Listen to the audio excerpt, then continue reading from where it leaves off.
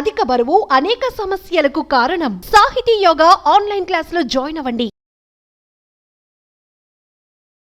నమస్కారం ఉమ గారు. నమస్తే నాగరాజ్ గారు. 2025లో కనుక మనం చూసుకుంటే అండి, ఆడవారికి ఎస్పెషల్లీ వేదిక ఆస్ట్రాలజీ ప్రకారం కనుక మనం చూసుకుంటే భరణి నక్షత్రం వారికి ఏ విధంగా ఉంటుంది? ఎస్పెషల్లీ ఈ నక్షత్రం గురించి చాలామంది అడుగుతున్నారండి. ఎందుకంటే మనం చేసినటువంటి మేషరాశికి సందర్భంగా చేసిన దాంట్లో చాలామంది కాల్స్ కూడా భరణి నక్షత్రం వల్లే వచ్చాయి. సో భరణి నక్షత్రం గురించి చెప్పాలంటే శుక్రుడు యొక్క నక్షత్రం అండి. యముడు అధిపతి, కుజుడు అధిష్టాన గ్రహం అవుతాడు. భరణి యోని త్రీని అంటారు నాగరాజ్ గారు. అంటే యోని ఆకృతిలో ఈ యొక్క నక్షత్రాలు 3 కలిసి ఉంటే దాన్ని భరణి నక్షత్రంగా గుర్తిస్తారు ఆకాశంలో.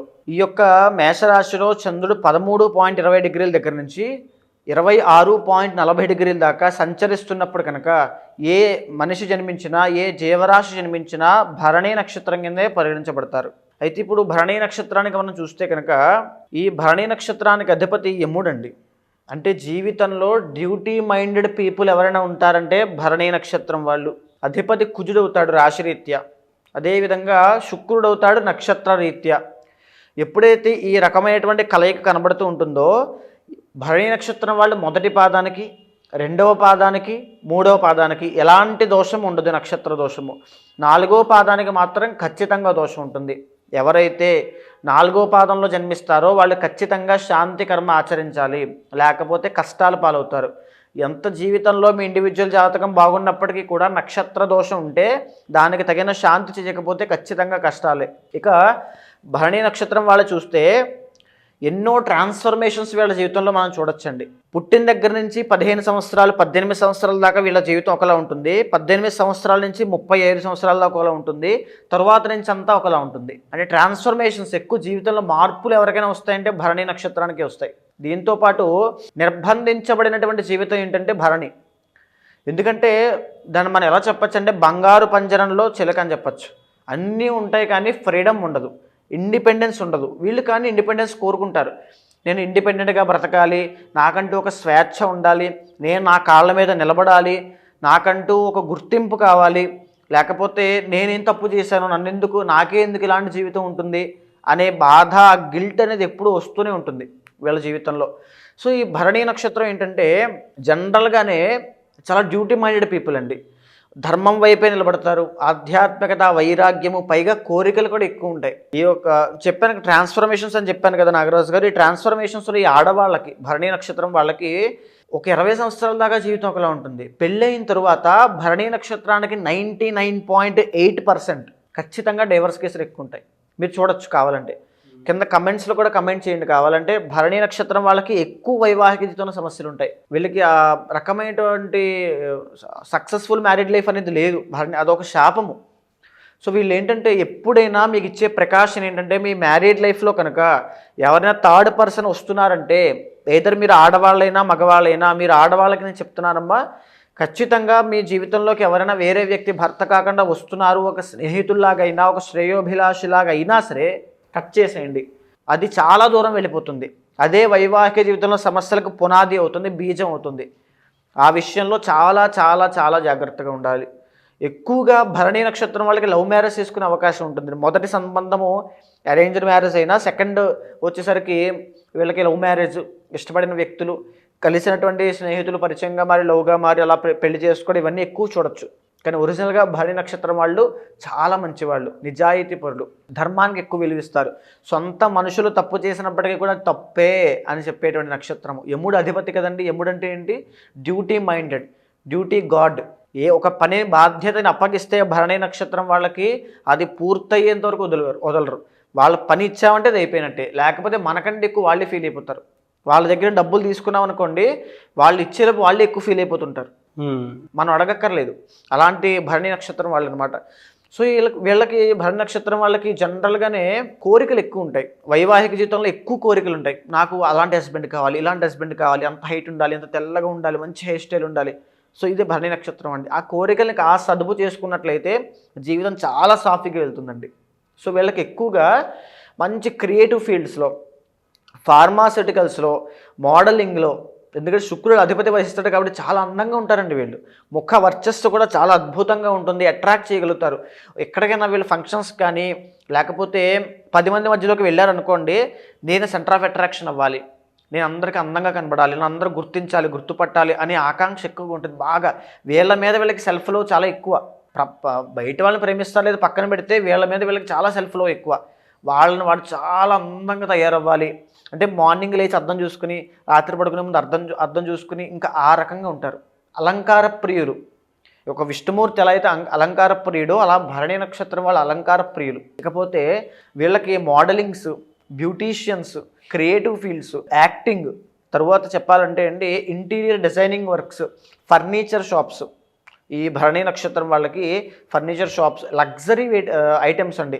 ఒక పెద్ద పెద్ద కార్లు, luxury bikes, luxury cosmetics, luxury products, ఏది వీళ్ళ వ్యాపారంగా మార్చినా అద్భుతమైనటువంటి ఫలితాలు ఉంటాయి. అదేవిధంగా ఇంకా చెప్పాలంటే మెడికల్ ఫీల్డ్లో అద్భుతమైనటువంటి ఫలితాలు ఉంటాయి. ఒక మ్యానుఫ్యాక్చరింగ్ యూనిట్స్ అండి, ఒక కిచెన్కి సంబంధించిన యుటెన్సిల్స్, ఏదైతే పదార్థాలు ఉంటాయి వాటిని తయారు చేసేటువంటి కేంద్రాలు తయారు చేయడము.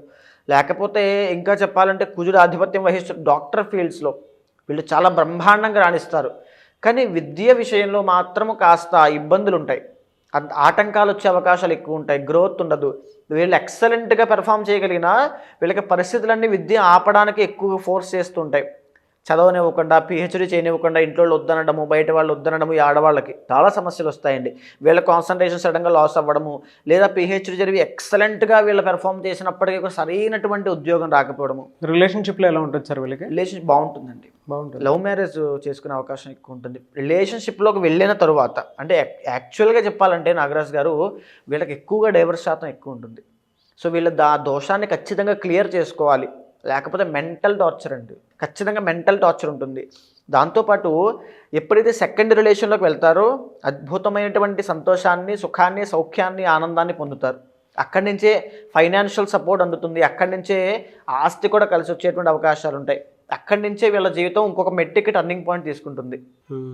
అది భరణి నక్షత్రము. సో మొదటి వివాహము భరణి నక్షత్రం వాళ్ళు కాస్త ఆచితూచి చేసుకోండి, ఇష్టం ఉంటేనే చేసుకోండి, అనవసరంగా విషయాల్లో ఇబ్బంది పడద్దు. ఇండివిజువల్ జాతకంలో సప్తమ స్థానాన్ని మాంగళ్య దోషము, కుజదోషము, కాలసర్ప దోషం ఉంది అని అంటే, ఏ శని భగవాను దృష్టి సప్తమ స్థానం మీద పడుతుంది అని అంటే ఖచ్చితంగా మీ భరణి నక్షత్రం వాళ్ళకి చాలా ఇబ్బందులు వస్తాయండి, మీరు భరించలేని ఇబ్బందులు వస్తాయి. ముందుగానే కొన్ని పరిహారములు ఉంటాయి, కుంభ వివాహము లాంటివి, తర్వాత మాంగళ్య దోష నివారణ చేసేటువంటి పాశుపత పూజలు లాంటివి ఇవన్నీ ఉంటాయి. అవి తప్పకుండా ఆచరించిన తరువాతనే పెళ్లి చేసుకోండి, లేకపోతే చాలా ఇబ్బందులు పడతారు. ఓకే. అంటే వీళ్ళకి చెప్పచ్చు అంటే మీ నాగరాజు గారు ఆరోగ్య సమస్యలు అండి ఎలాంటివి వస్తాయంటే ఎక్కువగా వైరల్ ఫీవర్స్, బాడీ ఫిజికల్గా చాలా వీక్ అయిపోతుంది, వీళ్ళకి చాలా సెన్సిటివ్ బాడీ చెప్పాలంటే.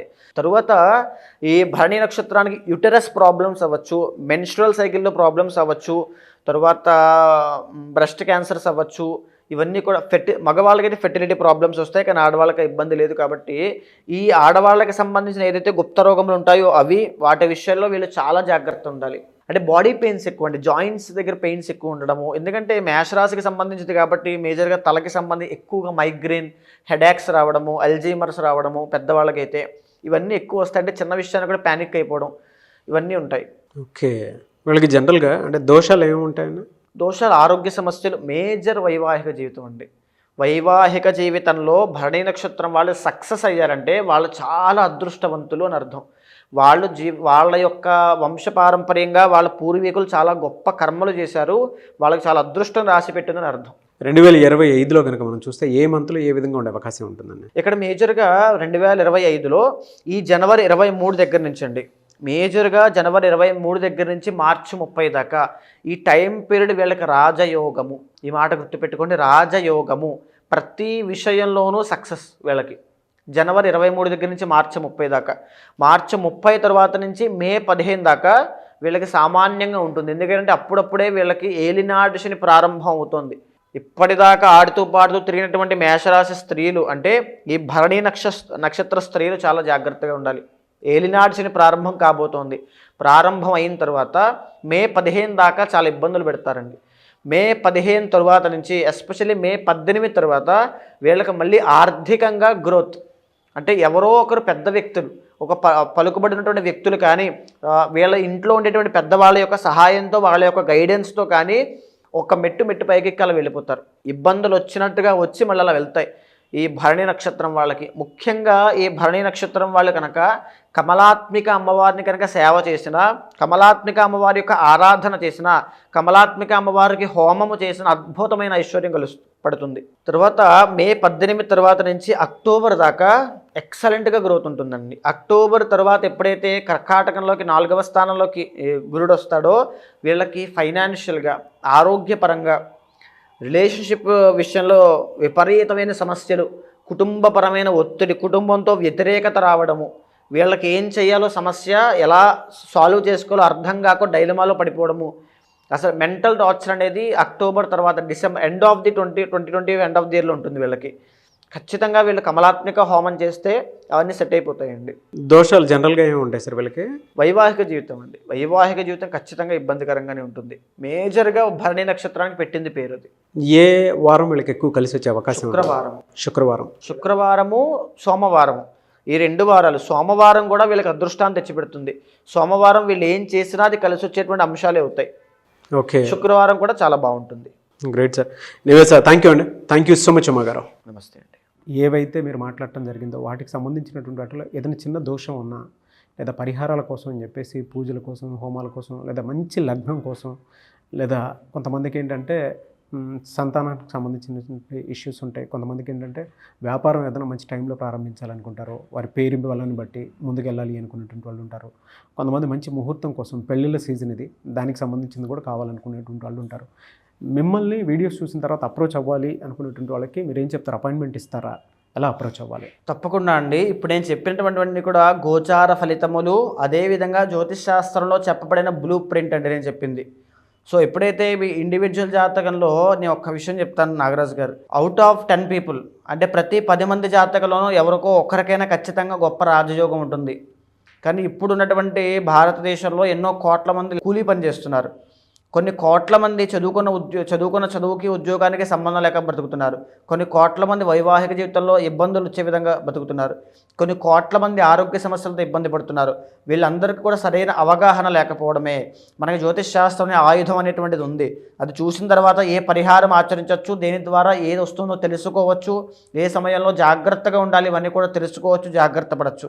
అలాంటి వాళ్ళు ఎవరికైనా సరే వాళ్ళకి తప్పకుండా నేను సహాయం చేస్తాను.